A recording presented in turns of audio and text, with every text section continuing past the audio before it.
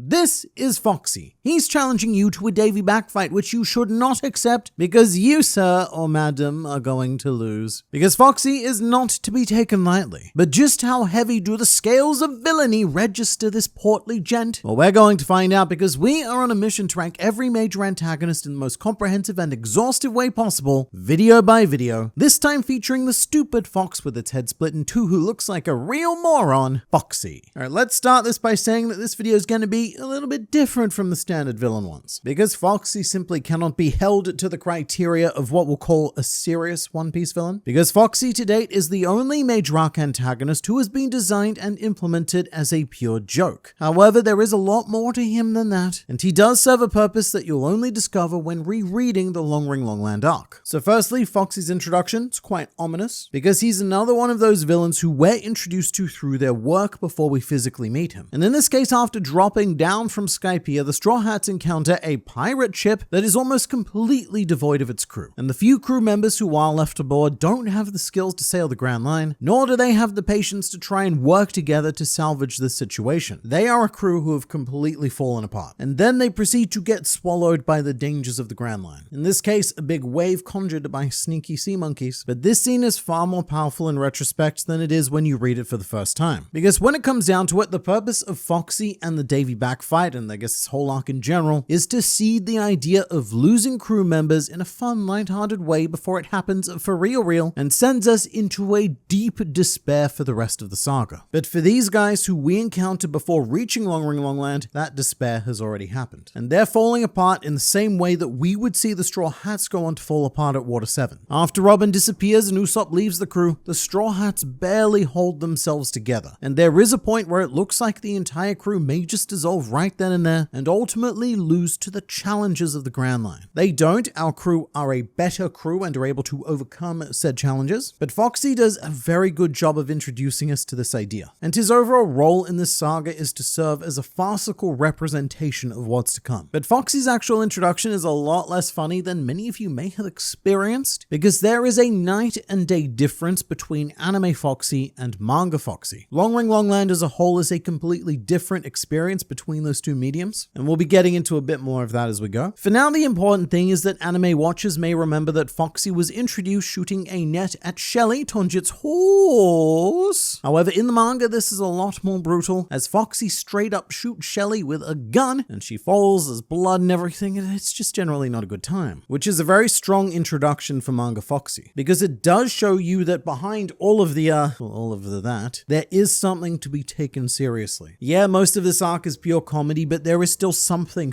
there to be feared with Foxy. And if you let him have his way, he will completely ruin your life. And that's a pretty stark contrast to anime Foxy, who right off the bat is portrayed as a complete non-entity through the censorship of shooting Shelly. Capturing her in a net, which is a very almost 4Kids maneuver, makes Foxy seem a lot more like a Wile E. Coyote kind of character than someone that you should, in any way take seriously. And to be fair, I do think that tone does work, well enough for the Long Ring Long Land arc. You can get away with it, but you lose that extra bit of dimension with Foxy. In the manga, Foxy is a very disarming presence. He spends so much time being a punchline, but every now and then he will do something as a reminder that, hey, we could actually be in trouble here. And one of those serious moments is Foxy's win-loss ratio. Before encountering Luffy, Foxy and his crew have had 920 Davy back fight wins and checks notes 0 losses. Those are not amazing odds for anyone going up against him. And remember that the Foxy Pirates, they are a Grand Line crew. They're not East Blue scrubs. They're not something that you accidentally step in on the way to the Grand Line like this Don Krieg. Get that off my shoe. There's a reason why this crew have made it this far, and it is due to the art of deception. Foxy is a caricature of the foxes of Japanese folklore, often renowned for their cleversome deception. And part of this deception is in his first proper introduction, where his bounty is revealed to be a mere 24 million berries. And this is nothing. It's actually lower than Luffy's initial East Blue bounty, let alone the 100 million berries that he's worth at this point. But all of this is part of Oda deceiving us into taking Foxy lightly. He's not just deceiving the Straw Hats, he's deceiving the readers, the yous. And that's what makes it incredibly powerful when Foxy's crew does win the first game and takes Chopper from the crew. And I also need to note another thing. When Luffy accepts the Davy back fight, the first reaction we see is from Usopp, and this is not an accident. Usopp immediately understands understands the seriousness of what Luffy has agreed to, and he is furious at Luffy for taking this risk, to which Luffy just replies, "As long as we don't lose, we'll be fine." Again, this is all quite funny when reading it through for the first time, but in retrospect, this is a bit of a moment for Usopp, because he's seeing how reckless Luffy is willing to act with crew members. And that's part of what contributes to the argument between Luffy and Usopp on Water 7, because by that point, Usopp knows how readily, illogically, and again recklessly, Luffy is willing to risk his crew, or at least that's what it looks like to Usopp. And not only that, Luffy will do it without the input from his crew. So when Usopp is arguing about Merry, who he considers to be a crew member, it's calling back to Luffy's refusal to listen to him about the Davy Back fight on Long Ring Longland. Usopp doesn't feel heard by Luffy. And I know that that's been a completely Foxy-less tangent in this very Foxy-focused video, but that is a very important aspect of Foxy that a lot of people understandably miss. His role in this arc isn't about taking the spotlight for himself. In fact, a great recurring gag is the Straw Hats consistently outshining him and winning the vocal support of Foxy's crew. But it's not about Foxy, it's about the chaos that he introduces into the crew dynamic. Long Ring Longland is an arc focused on the Straw Hats. We see in a comical setting how they work together, where their failings are, how vulnerable the crew truly is, and how those vulnerabilities could and would go on to be taken advantage of by figures much more sinister than Foxy. What Foxy does is highlight the flaws of the crew that are going to be exploited and need to be overcome. Because at this point, as infamous as they are still a baby rookie pirate crew, and they need to mature to survive going forward. However, Foxy's greatest strength as an individual character is without question comedy. To date, I think that Foxy is the funniest character that Oda has ever written and probably ever will write, and you can tell that Oda had the time of his life because of how expressive Foxy's face is. It's almost like Oda set himself a challenge to see how many different creative ways that he could use the most ridiculous face in the world while he had the chance. Because every time Foxy appears in a new panel is an opportunity for a new gag, and Oda takes the vast majority of those opportunities. One of my personal favorite Foxy gags is when Foxy is trying to distract Nami's team during the donut race, when he is very poorly pretending to be a dying old lady pleading for help, and Nami immediately sees through this, but the commentator brands her as absolutely heartless for ignoring the pleas of this dying old woman. And for the rest of the Davy Back fight, Nami then has this reputation of being a horrible person for not falling for Foxy's trick. So that's the thing about Foxy's gags, it's compound comedy. It's very rarely a one-off laugh. It's something that has an impact and then goes on to create knock-on laughs, like this situation with Nami. However, my second favorite Foxy gag is when he and Luffy are spinning the cannon randomly to choose the venue for the combat round, and it comes to a snap abrupt stop pointing at Foxy's obviously rigged ship. It is such a simple gag, but it gets me every time. Just the blatant cheating on display, and Itomitsu, the commentator, taking it so seriously, saying, "Oh, by pure chance, the cannon just so happens to have landed on the ship of the sexy Foxy." Although my all-time favorite Foxy gag is when Luffy is running through the ship and comes across both the nurse and the chef, who are so obviously Foxy. And this sort of thing would never work in any other context, but Luffy is such a believably gullible protagonist that it all comes together perfectly. And that's an underrated reason why Foxy works so well. It's about his dynamic with Luffy. Quite possibly the only person on this planet who can play the straight man in Foxy's skits. But the whole combat round on the ship is a magnificent display of wacky creativity. And look, if Foxy spent half as much time training as he did coming up with these gadgets to trick people, then mark my words, he would be an emperor of the sea right now. And I mean that because something we have yet to speak about is Foxy's absolutely ridiculous devil fruit. This is the slow fruit that creates Norma photons, which slow down anything they come into contact with by 30 seconds, which in the hands of an emperor, an admiral, or perhaps even a warlord would make them practically undefeatable. Because even in the Davy Back fight against Foxy, there is a palpable element of danger for Luffy, because the simple threat of the slow beam meant that Luffy couldn't stretch for the vast majority of this fight. Think about that. Luffy couldn't use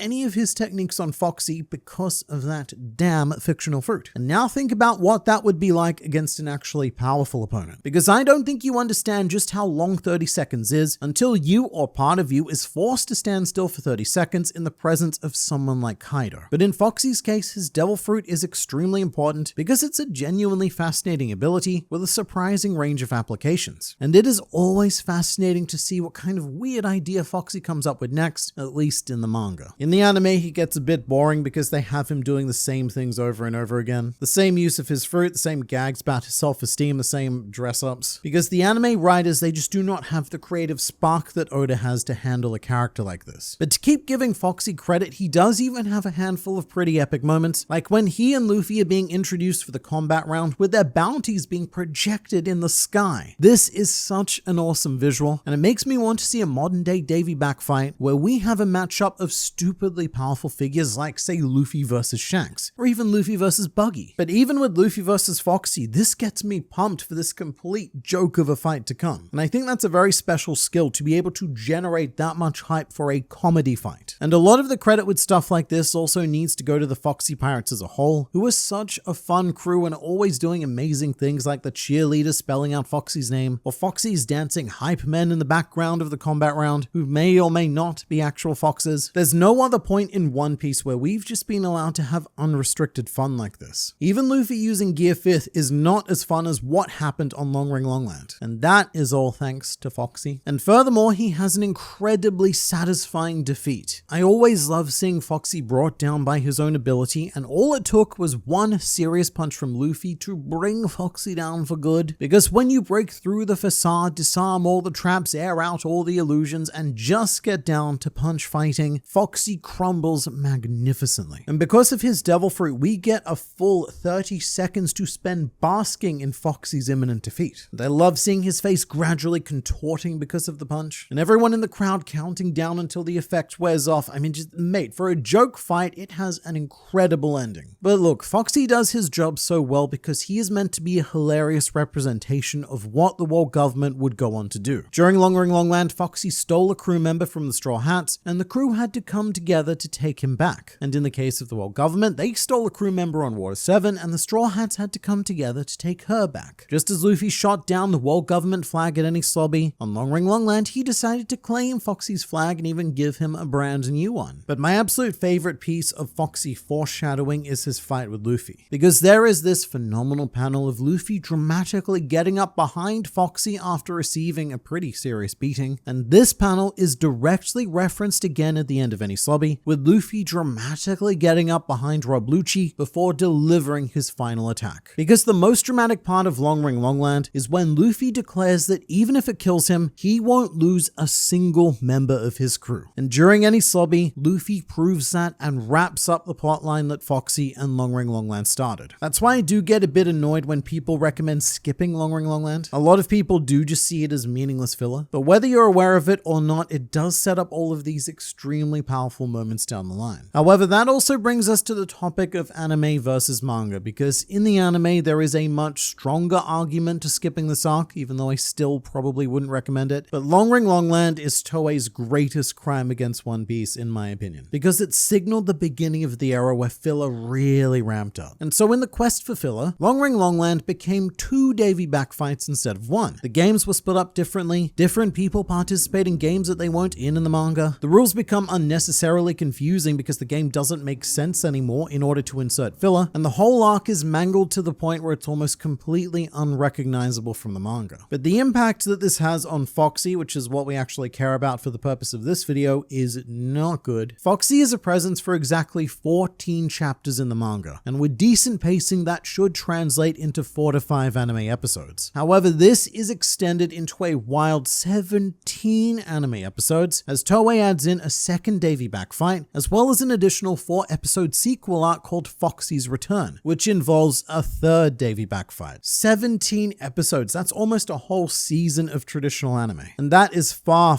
too many episodes to be carried on Foxy's shoulders. The main issue is that, as stated before, the anime writers were just not skilled enough story chefs to serve up an acquired taste like Foxy, and as a result, Foxy gets real annoying real quickly because he lacks that flair that he has with Oda's writing. He's just a series of the same 2 to 3 repeating gags. None of the new material gives him something of substance to add, and if we're talking about anime Foxy, then look, we'd have to create a whole new category on this tier list below the worst possible option to slot him into. But Luckily for Foxy, we're not. I don't think it's fair to punish him for the mistakes of the anime, who do continue to shove Foxy in wherever they can, because he was also in the Spar Island filler, he was in the Boss Luffy specials, and the Adventure of Nebulandia. There's so much Foxy in the anime. But in the manga, he's only appeared one other time, which was extremely recently in chapter 1115, having apparently gone on a losing streak over the past 2 years, and now his once 500-man crew consists only of Porsche, Hamburg, and Foxy himself, which is a very fun check-in. I love Foxy, but we don't need much more of him than that. And it was an almost